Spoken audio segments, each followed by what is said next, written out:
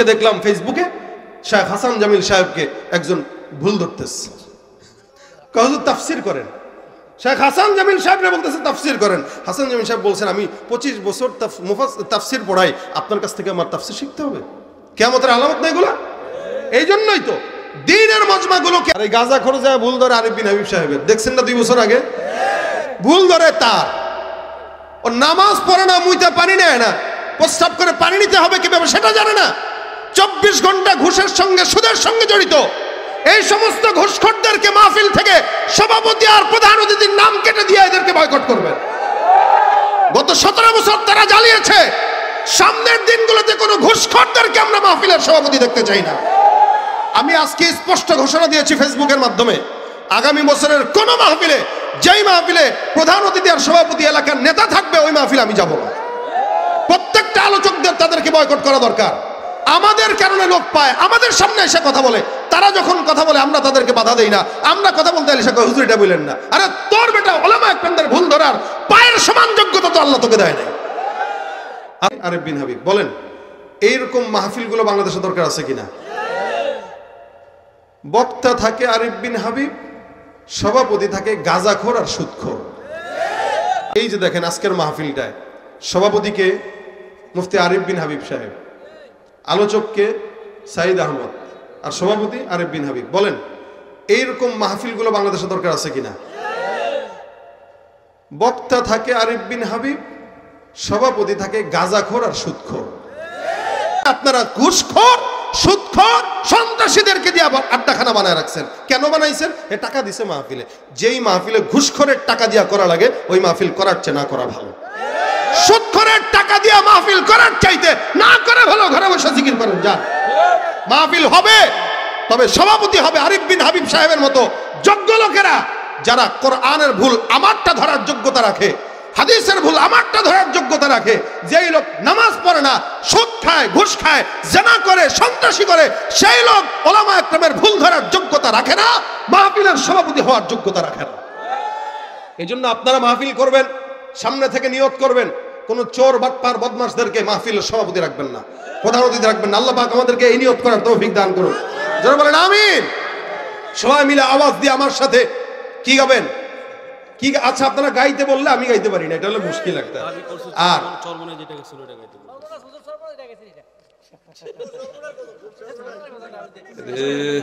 সন্তান যদি মায়ের ঘরে ঢুকে প্রবেশ করে সালাম দিয়া ঢুকবে, অনুমতি ছাড়া ঢুকবে না।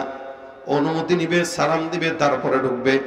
আল্লাহ পাক রব্বুল আলামিন বিধান দিয়েছেন, প্রত্যেকটা বিধানের মধ্যে শান্তি আছে না নাই? ওমর রাদিয়াল্লাহু তাআলা আনহু যখন এই ভুলটা ধরায় দিল মেয়েটা, আপনি আমার ঘরের ভিতরে ঢুকলেন, অনুমতি নাই, সালামও দিলেন না, অনুমতিও নিলেন না। 2 নাম্বার, আপনি আমার ঘরের ভিতরে ঢুকছেন, পিছনের দরজা দিয়ে ঢুকলেন। এ মুসলমান, আল্লাহ পাক রব্বুল আলামিন বান্দাকে বলছেন, খবরদার তোমরা যখন কারো ঘরে ঢুকবা সুন্দর করে সামনের দরজা দিয়ে ঢুকো। আল্লাহ পাক রব্বুল আলামিনের এই আদেশকে আপনি অমান্য করে পিছনের দরজা দিয়ে ঢুকলেন। এরপরে আপনি আমার ব্যাপারে বদ ধারণা করে আমার ঘরের মধ্যে প্রবেশ করলেন, অথচ আমার আল্লাহ পাক রব্বুল আলামিন আদেশ করলেন, খবরদার তোমরা কারো ব্যাপারে খারাপ ধারণা রাখবা না, গীবত শিকায়ত করবা না। কারণ অধিকাংশ অন্যায় ধারণা, অধিকাংশ ধারণাই বান্দা অন্যায় আর পাপ হয়ে যায়। 3টা অন্যায় আপনি আমার কাছে এই ঘরের ভিতরে ঢুকে করলেন। আমিরুল মুমিনিন আল্লাহর কাছে তাওবা করে আর মহিলাকে ডাক দেয়া কয়, আমি আল্লাহর দরবারে মাফ চাই, তুমি আমার কাছে বলো তুমি কেন এই বিরহের গান গাইলা? মেয়েটা ডাক দেয়া বলে, শুনেন, আমার স্বামী যুদ্ধের ময়দানে গিয়েছে, অনেক দিন হয়ে গেল, বারবার যুদ্ধের ময়দান থেকে আসবে, আবার যায়, আসতে যায়, আবার চলে যায়। এই জন্য আমি আমার স্বামীর জন্য বিরহে বিরহে এই গভীর রাতে আমার স্বামীর মহব্বত নিয়ে গান গাইতেছি। যদি মাওলার ভয় আমার দিলে না থাকতো, আল্লাহর কসম আজকে আমার খাটের ভিতরে কোনো পর পুরুষ হয়তো থাকতো। আমি আমার এই গোপন ঘরের মধ্যেও একাকী থাকার পর আল্লাহ ছাড়া অন্য কারো ভয় আমি আমার হৃদয়ে ঢোকাই নাই, যার কারণে আমার মাওলার ভয়ের কারণে আমি আমার যৌবনের চাহিদাটা অন্য কোনো জায়গায় দেই নাই। এটাকে বলা হয় তাকওয়া। গোপনের ভিতরে একটা বান্দা রোজা রাখার পর চাইলেই কিন্তু সকালবেলা সবাই যখন ঘুমায় ওই সময়টাও বান্দা রান্নাঘরে যে সুন্দর করে পাতিল থেকে খাবার নিয়ে খাইতে পারে, অথবা গোসলখানায় যে পানিও পান করতে পারে। মুসলমান নবীর উম্মত বলেন তো, গোপনে খাবার এমন একটা সুযোগ থাকার পর কোন বান্দা কি রমজানের রোজা রাখার পরে খায়নি? বরঞ্চ ওযু করার সময় যদি ভুল ক্রমে গলার মধ্যে পানিও চলে যায়, তারপরেও চলে আসে, হুজুর বলেন তো ওযু আছে, রোজা আছে না গেছে?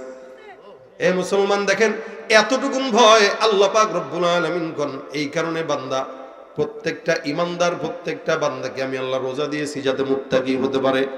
রমজান মাসের রোজা রাখা অবস্থায় বান্দা যতটুকু মুত্তাকি হয়, এতটুকু মুত্তাকি যদি সারা বছর হইতো, বাংলাদেশে একটা অন্যায় আর থাকতো না। কিন্তু মুসলমান দাবি করে, মুত্তাকি দাবি করে, ইমানদার দাবি করে, রোজা রাখার পরেও আমাদের দেশে 2 নম্বরই করে ব্যবসার হালত দুর্বল করে। ব্যবসায়ীরা 2 নম্বরই করে ওজনে কম দিয়ে মানুষকে ঠকায়। রোজা রাখার পরেও রমজান মাসে গীবত, শিকায়েত, পরনিন্দা, এমন কোন গুনাহ নাই যেটা করে না। এই জন্য আল্লাহ পাক রব্বুল আলামিন বলেন, বান্দা রোজা রাখতেছো, রোজার হালতে মুত্তাকি হইতে পারবা এমন ভাবে রোজা রাখো। এখন রোজাও রাখলাম, আবার গীবত, শিকায়েতও করলাম, রমজান একদম কাছে চলে আসছে। যেহেতু মুত্তাকি বানানোর জন্যই রমজান মাসটা আল্লাহ পাক দিয়েছেন। এই জন্য আমাদের আকাবির, আসলাফ, খালাফরা কিভাবে রোজা রেখেছেন, ওইভাবে যদি আমরা রোজা রাখতে পারি, তাহলে আমরাও মুত্তাকি হতে পারবো। আমাদের সালফে সালেহিন, আমাদের সালাফ খালাফরা রমজান মাসে ঘরে সময় কাটাইতেন, ওনারা বের হইতেন না। কেন? যে রমজান মাসে বাইরে বের হইলেই ফিতনা, বন্ধুদের সঙ্গে মিশলেই তো আড্ডা, আর আড্ডা যেখানে যত বেশি, ওখানে গীবতের আড্ডা তত বেশি। 5 জন একসাথে হইলেই গীবত। কি একটা দোষ হয়ে গেল আমাদের ভিতরে, গীবত ছাড়া আমাদের মজমা যেন জমেই না। রোজা রাখতেছে, গীবত করতেছে। এই জন্য রমজানে যত বেশি ঘরে থাকতে পারবেন তত বেশি কামিয়াব। আমি তো নিয়ত করছি, সারা বছর মাহফিল করতে করতে আমরা ক্লান্ত, আমিও যা অবস্থা, হুজুরও তা অবস্থা। কালকে 12টায় সেই পাটগ্রাম, একদম লালমনিরহাটের সুদূর বর্ডার থেকে রওনা দিয়ে আজকে 11টায় বাসায় ঢুকছি। ওই সময় কি আর ঘুম আসে? শরীরলাই তেজপাতা হয়ে গেছে। এখন নিয়ত করছি, রমজানটা যেহেতু আল্লাহ পাক আমাদেরকে সুযোগ দিছে, রমজানে ঘরে কাটাবো, ইবাদতে কাটাবো। আপনারাও যারা আছেন নিয়ত করেন, রমজানে বন্ধু বান্ধবের সঙ্গে আড্ডা দিয়ে সময় নষ্ট করেন না। যতক্ষণ পারবেন ঘরে থাকেন, ঘরে বিবিদের সঙ্গে, বাচ্চার সাথে ঈমান ইয়াকিনের মুযাকারা করেন। ইনশাআল্লাহ রমজান আপনাকে মুত্তাকি বানাবে। ইনশাআল্লাহ রমজান আপনাকে মুত্তাকি যদি না বানাইলো, নবী আপনার জন্য বদদুয়া করে গেছেন যে রোজা পাওয়ার পরেও গুনাহ মাফ করাইতে পারলো না, তার জন্য আফসোস। এরকম আফসোস আর কি হইতে পারে যে রোজা পাইলো কিন্তু মুত্তাকি হইতে পারলো না। এই জন্য রমজানে বেশি বেশি ঘুমায়ও না। অনেকে আছে রোজা যেন কষ্ট না হয় কারণ ঘুমায়। আমাদের বুজুর্গানে দিনরা রমজানে ঘুমাইতেন কম। কেন? যে ক্ষুধার যে যন্ত্রণা, এটা বোঝা দরকার, তো নাহলে রোজার তাৎপর্য বুঝবেন কি করে? এখন আমাদের কিছু ভাইরা আছে, এরা ফজর থেকে নিয়ে জোহর পর্যন্ত ঘুমায়, জোহরের পরে আসর পর্যন্ত ঘুমায়, আসরের পরে ইফতারের সামনে নিয়ে বসে থাকে আর জিকির করে আল্লাহ কখন আজান দেবে। এটা রোজা না, এটা ফাইজলামি। এই কারণে রমজানে পর্যাপ্ত পরিমাণ ঘুম নয়, যতটুকু দরকার ততটুকু, আর বেশি বেশি তেলাওয়াত, কোরআন তেলাওয়াত। আপনি আমি রোজার আসার আগে একটা নিজামুল আওকাত করেন যে রমজানে কিভাবে আমাদের সময় কাটাবো, কিভাবে সময় কাটাবো, প্রত্যেক দিন কি করব। যারা কোরআন তেলাওয়াত পারেন না, আপনারা নিয়ত করবেন রমজানে আধা ঘন্টার জন্য হইলেও মাদ্রাসায় যায় কোরআন তেলাওয়াতের আসরে বসবো।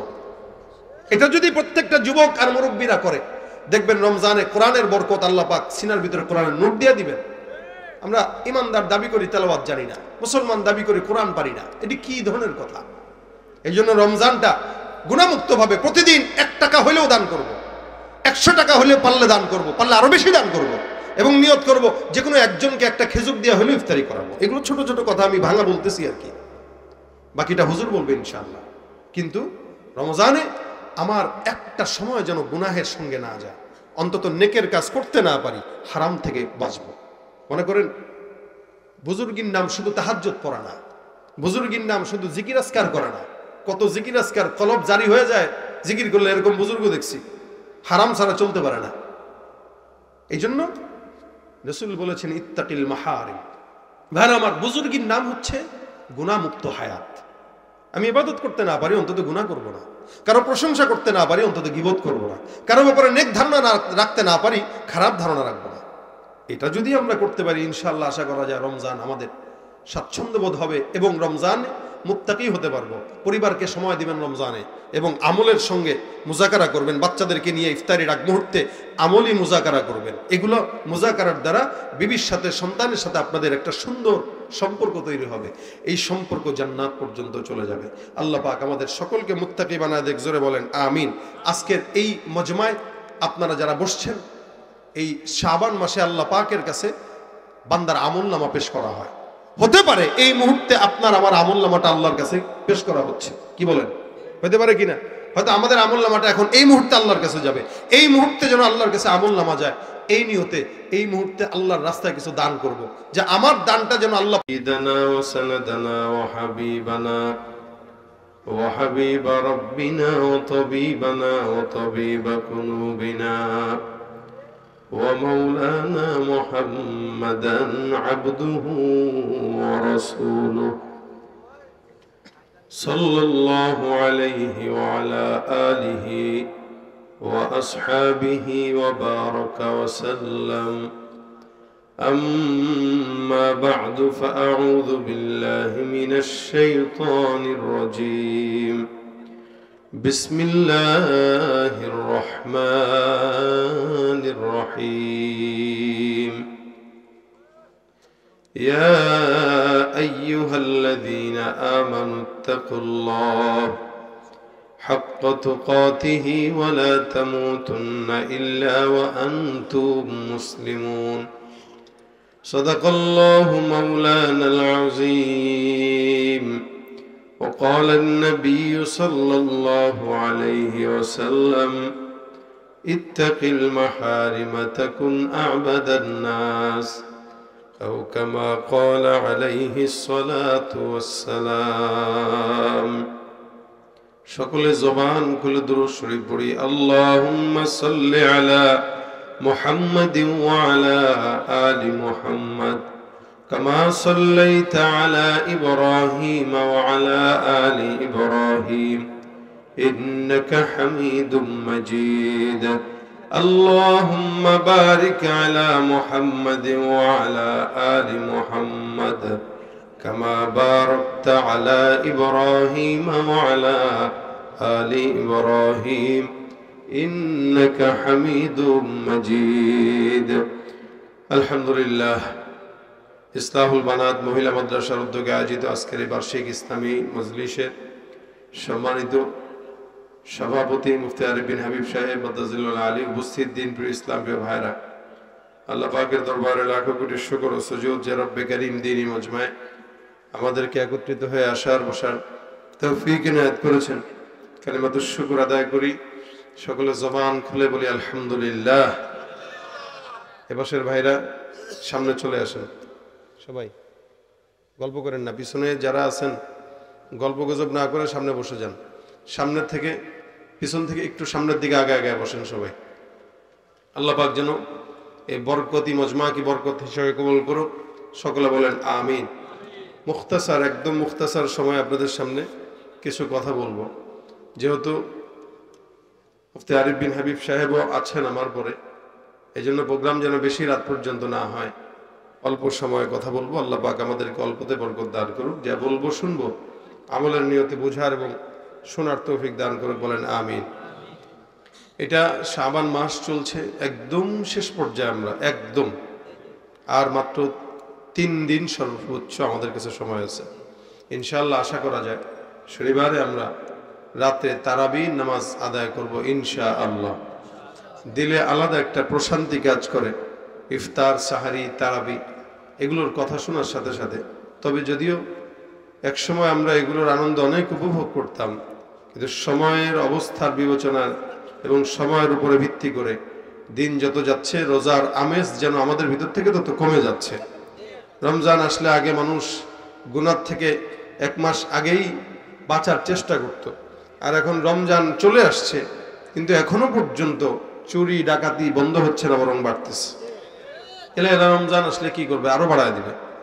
এই জন্য আল্লাহ পাক আমাদেরকে রমজানের পবিত্রতা বজায় রাখার তৌফিক দান করুন, বলেন আমিন। ভাইরা আমার, আল্লাহ পাক রোজাকে দিয়েছেন বান্দা যেন মুত্তাকি হতে পারে, এই কারণে আল্লাহ পাক বলেন, ইয়া আইয়ুহাল্লাযীনা আমানুত্তাকুল্লাহ, হে মুমিন তোমরা আল্লাহকে ভয় করো। কাকে? আল্লাহকে। আমাদের এই দুনিয়াতে যত মানুষ, আমাদেরকে আল্লাহ পাক বানিয়েছে। আল্লাহ পাক বলেন, ইন্না আকরামাকুম ইনদাল্লাহি আতকাকুম, তোমাদের ভিতরে আল্লাহ পাকের কাছে সবচেয়ে সম্মানিত সে যার দিলে যত বেশি আল্লাহ পাকের ভয় আছে। জোরে বলেন সুবহানাল্লাহ। জবানটা খুলে আরো জোরে বলেন সুবহানাল্লাহ। আল্লাহ পাকের কাছে পছন্দের সেই ব্যক্তি যে যত বেশি আল্লাহর ভয় অন্তরে রাখে। এ দুনিয়াতে মানুষ তার মা বাবাকে একটা সন্তান যতটুকু ভয় করে, এটা পীরকে যার তার মুরিদ যতটুকু ভয় করে, একটা কর্মী তার নেতাকে যতটুকু ভয় করে, ততটুকু ভয় যদি কোনো বান্দা ইমানদার আল্লাহ পাককে করত, প্রত্যেকটা ইমানদার বুজুর্গ হয়ে যেত। কিন্তু নেতাকে ভয় করে, আল্লাহকে করে না। পীরকে ভয় করে, আল্লাহকে করে না। মা বাবাকে ভয় করে, আল্লাহকে করে না। অথচ সবার মালিক আল্লাহ। দরকার ছিল আমার নেতা বেজার হোক, মা বাবা বেজার হোক, আমার ঘরের পীর বেজার হোক, ইসলামের পথে চলার জন্য সারা দুনিয়ার মানুষ যদি বেজার হয় হোক, আমি আমার মাওলাকে খুশি করব। এটাই তো দরকার ছিল, এটাই তো দরকার ছিল। কিন্তু না, ওইটা না করে প্রত্যেকটা ইমানদার আল্লাহকে ভয় না করে দাবি করে মুমিন, দলের নেতাকে ভয় করে, দাবি করে মুমিন পীরকে ভয়। দিন কোরআন সুন্নাহ মোতাবেক দেশ পরিচালিত না হবে, ততদিন শান্তি আশা করা যায় না, ঠিক কিনা? একদল যাবে, আরেক দল আসবে, যারা যাবে আর যারা আসবে তারা সবাই সমান, কথা কয় না? যাদের হাতে যায় ক্ষমতা, দেশ যেন বাপের ভিটা, রাখতে চেয়ার শুরু করে বিদেশিদের পাচাটা। যাদের হাতে যায় ক্ষমতা, দেশ যেন বাপের ভিটা, রাখতে চেয়ার শুরু করে বিদেশিদের পাচাটা। বিদেশিদের কথা মতো চালায় ওরা নিজের দেশ, বিদেশিদের কথা মতো চালায় ওরা নিজের দেশ। দেখতে দেখতে গোল্লায় গেল আমার সোনার বাংলাদেশ। একে একে শেষ করেছি, সবার দেখা হইল শেষ। দেখতে দেখতে গোল্লায় গেল আমার সোনার বাংলাদেশ। কেউ দিল না, সবাই নিল, আমরা যে কলুর বলদ। সারা বছর নেয় না খবর, নির্বাচনে খুব দরদ। কেউ দিল না, সবাই নিল, আমরা যে কলুর বলদ। সারা বছর নেয় না খবর, নির্বাচনে খুব দরদ। নির্বাচনের আগে নেতা ধরে কত রকম বেশ, নির্বাচনের আগে নেতা ধরে কত রকম বেশ। দেখতে দেখতে গোল্লায় গেল আমার সোনার বাংলাদেশ। একে একে শেষ করেছি, সবার দেখা হইল শেষ। দেখতে দেখতে গোল্লায় গেল আমার সোনার বাংলাদেশ। দেখতে দেখতে গোল্লায় গেল আমার সোনার বাংলাদেশ। ঠিক কিনা? ইসলাম ছাড়া শান্তি হবে সম্ভব? কিয়ামত পর্যন্ত আপনাদেরকে চ্যালেঞ্জ করে দিলাম, যতদিন পর্যন্ত ইসলামী শাসন ব্যবস্থা না আসবে, শান্তি দেশে আসবে না। সেদিন দেখলাম ভিকারুন্নেসা নুন স্কুলের কলেজের ছাত্রীরা এরা বলতেছে যে আমরা চাই এদেশে ইসলামী আইন আসুক, ধর্ষকদেরকে ইসলামী আইন অনুযায়ী শাস্তি দেওয়া হইলে একজনকে দিলে আর কোন ধর্ষক শাস্তি আর ধর্ষণ করার সাহস করবে না। ওরা এতদিন না বুঝলেও এখন বুঝেছে, যেই পরিমাণে চুরি হচ্ছে, এক একটা চোরগুলোকে ধরে হাত কেটে দিলে আর দ্বিতীয় চোর এই চুরি করার সাহস করবে না। শুধুমাত্র ইসলামী আইন নাই বলে এই হাল। এজন্য রাজনীতি শিখা লাগে, ওলামা একরামদের থেকে শিখেন, শিখা লাগে ওমরের থেকে শিখেন, আবু বকরের থেকে শিখেন, ওসমান থেকে শিখেন, আলী থেকে শিখেন। এদের থেকে শিখেন নাই বলেই তো দুর্নীতি আর চুরি চামারির রাজনীতি আপনারা শিখেছেন। এজন্যই তো 17 বছর খালি চুরি আর দুর্নীতির সুফল এদেশে আসছে, এছাড়া আমরা কোনো কিছু পাই নাই। এজন্য ভাইরা আমার, হযরত ওমর রাদিয়াল্লাহু তাআলা শিখাইছেন, নেতা হবা তো রাতের আধারে এলাকার জনগণের দিকে নজর দাও, মানুষ খেয়ে আছে নাকি না খেয়ে আছে। এটা ওমরের গুণ, এটা ওলামা একরামের গুণ, এটা একজন নেতার গুণ হওয়া দরকার। আমিরুল মুমিনিন বাহিরে গেলেন ঘোরার জন্য, দেখার জন্য, যে দেখি কে কি অবস্থায় আছে। উনি ছদ্মবেশে এলাকার মানুষের অবস্থা পর্যবেক্ষণ করতেছেন। হঠাৎ করে কোন একটা বাসার ঘর থেকে নিরিবিলি দূর থেকে একটা গানের আওয়াজ হযরত ওমরের কানের ভিতরে আসলো। কে জানি দূর থেকে পড়ে, তাতাওয়ালা হাযাল লাইল ওয়াসওয়াদ্দা জানিবুহু ওয়া আররাকানি ইদলা খলিলা উলাইবুহু ফালাউলা হিদারুল্লাহি লা শাইআ মিসলু লাযুজিয়ারিস সারির জাওয়ানিবুহু। মধুর কণ্ঠে, একটা চিকন কণ্ঠে গান জানি কোন জায়গা থেকে ভেসে ভেসে ওমরের কানের মধ্যে আসলো। আমিরুল মুমিনিন ওমর রাদিয়াল্লাহু তাআলা আনহু গান শুনে মেজাজ গরম হয়ে গেল। কিরে, গভীর রাত, এই রাতে এরকম নোংরা গান কে যেন গায়। তালাশ করে করে হঠাৎ করে নজর পাইল, ওই যে একটা ঘর দেখা যায়, একা একটা ঘর, ওই ঘরের মধ্যে কোনো একটা নারী মনে হয় চিকন কণ্ঠে এরকম প্রেমের গান গাইতেছে। আহারে, দীর্ঘ রাত, লম্বা রাত হয়ে গেল, আমার আশেপাশে কেউ নাই যার সঙ্গে একটু খেলাধুলা করতাম, যার সঙ্গে একটু প্রেমের কথা বলতাম, যার সঙ্গে একটু ভালোবাসার মত বিনিময় করতাম। এরকম গভীর রাতে, অন্ধকার রাতে, নীরব রাতে আমার পাশে আমার খেলার কোনো সাথী নাই। আহারে, আল্লাহর ভয় যদি আমার অন্তরের মধ্যে না থাকতো, আজকে আমার এই খাটটা ঝনঝনানিতে আওয়াজে, আনন্দের আওয়াজের চতুর্দিকে সুবাসিত হয়ে যেত। আমিরুল মুমিনিন ওমর রাদিয়াল্লাহু তাআলা আনহু কোন জায়গা থেকে আওয়াজ শুনেন, হঠাৎ করে ওই লোকটার ঘরে প্রবেশ করলো। ওমর রাদিয়াল্লাহু তাআলা আনহু পেছন দরজা দিয়া প্রবেশ করলেন। ঢোকার পরে মেয়েটাকে ধমক দিয়া বলতেছে, বাতি নিভায়া দাও। কি বলতেছো? আবার বলো। ওমরের জামানায় এরকম নোংরা নোংরা গান, নোংরা কবিতা তুমি কেন তেলাওয়াত করতেছো? আমিরুল মুমিনিন হযরত ওমর রাদিয়াল্লাহু তাআলা আনহু পরিচয় দেয় নাই। মেয়েটা অবাক হয়ে জিজ্ঞাসা করে, কে আপনি?